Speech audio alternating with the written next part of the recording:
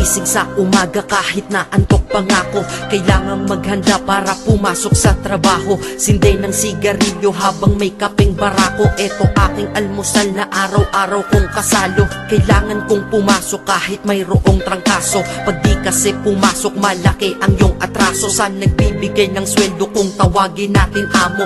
Kailangan doble kayod para amo ay maamo. Sa sobra mong trabaho parang ang sama-sama mo. Sa iyong anak na di mo na laging maasikaso. Kailangan yung buksan ang isipan na sarado. Sa buhay minsan talo at hindi laging panalo.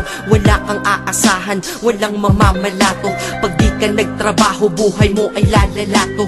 Kahit pagod ka na ang sinasabi mo wala to. Mahirap ang mabuhay, anong magagawa ko? Kailangang magtrabaho upang mabuhay sa mundo. Kung di ka magsisi